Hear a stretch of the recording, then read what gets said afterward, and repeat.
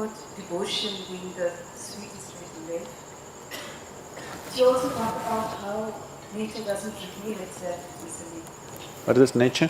Does not reveal itself easily. It takes heartbreaking sadhana to realize the truth. So my question is devotion enough? Are you asking this question as a woman or as a banker? As a woman. If you're a woman, devotion is enough. If you're a banker, we need to do head-breaking, heart-breaking sadhana.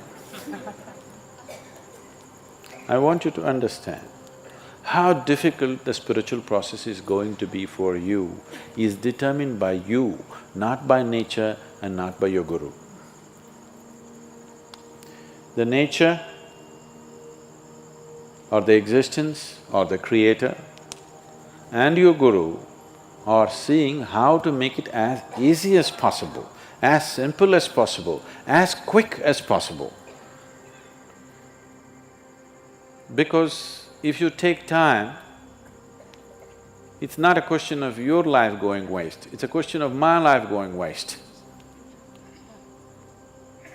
If you don't make it, it's not a question of you failing, it's a question of me failing. You see, I don't like to lose. You can see that. I don't like to be on the losing side, you can see that. You must see how I drive on the street, I don't like to be on the losing side. If you're here as a woman, it's very simple. But you're so many other things. Foreign banks are difficult to handle because there are hidden clauses. In every agreement we sign, there's a hidden clause, printed in microprint, that it takes a lifetime to read them. So most people sign them without reading them. So wipe out all the hidden clauses. Just be here as a woman, very simple. If you're here just as a man or just as a woman, that's it takes. It doesn't take all this talking and nonsense and rubbish. If I just do this, you should just be there. So, devotion is another dimension of intelligence, which unfortunately today's world has lost out on. Now that little boy who's playing violin, he's just 16 years of age.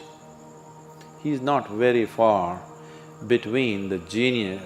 he's not very far behind the genius of his father. He's pretty right there. It's going to take very little time for the boy to catch up. That has come not because of training, that's come because of simple devotion. You see how he sits? See how he sits next to his father with great amount of love and devotion. He look at his eyes, he looks at his father with that kind of love and devotion. In that, learning happens in a completely different way. There was a fabulous saint. In Andhra Pradesh, there is no home in Andhra Pradesh who will not have at least a little book about this saint. His name was Vemanna, his name was something else, they called him Vemanna. So his name is Vemanna. So he was with his guru, and this boy is little dim, he's a dim companion. He's such a simpleton, can't get anything straight. I have a lot of them like that. And they're doing great. They can pull off anything. It is the intelligence one, it's people who think they're intellectually smart who are getting all tangled up in Isha. Simpletons are doing great. Somebody else may think he's nothing, but just see the result he's creating, it's fantastic. So, this is a simple time. Everybody, he's every butt of everybody's jokes. One day, but the guru takes kindly to this boy because he's not smart like others. So one day, guru has an important function or an event to go to, so he goes to the river for bath. And his clothes folded. He tells the boy, you hold the clothes in your hand, stand here, don't keep it down.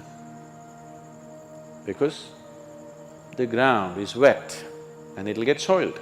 Don't keep it down. Just hold it, that's all. So the guru went in to take his ritual dip and wash himself, and when he came out, the boy had kept it down. The clothes were soiled. And he kept it down because when the guru looked like this, he thought he needs something and he kept it down and ran to the guru. He's simple, one thing at a time. He cannot handle two things at a time. Because these are two things, clothes and guru. Two is complicated. And the guru looked at this. Now he has to go somewhere, his clothes are soiled, and he told him repeatedly, don't keep it down, don't keep it down, and he keeps it down. So he gave him a little chalk and he told him, you fool, there's nothing else you can do. Sit here and write just Rama, Rama, Rama on this rock, nothing else. You can't do anything better, just do this. Hope grace will descend on you. Just sit here and write Rama, Rama, Rama, just over and over again on the same place. The boy felt so ashamed, so pained, because he let down his guru. He told him so many times, but somehow he cannot get it.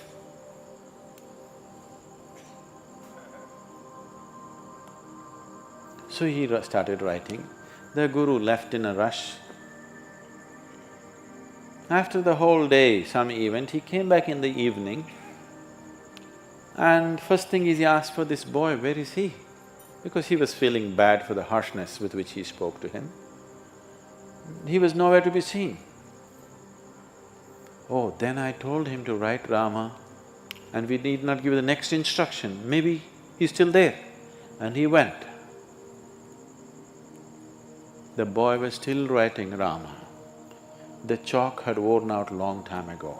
His forefinger and thumb had worn out right up till here, and he was still writing Rama, Rama, Rama, Rama. The guru just took him and embraced him. And this boy, I don't know how many, somebody who's knowledgeable about this should say, he wrote hundreds of fabulous poems, which is even today, after a few hundred years, even today there is no Telugu-speaking home where there will be no book on Vemanna's poems. Almost every home will have it. Anybody who can read and write, in their home there will be, and just about everybody is conversant with these poems. Brilliant poetry, he just poured out of his devotion. So that's what devotion can do, because devotion is another dimension of intelligence.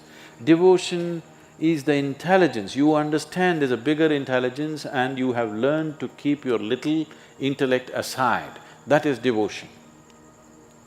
Devotion does not mean every day doing puja, doing this, doing that.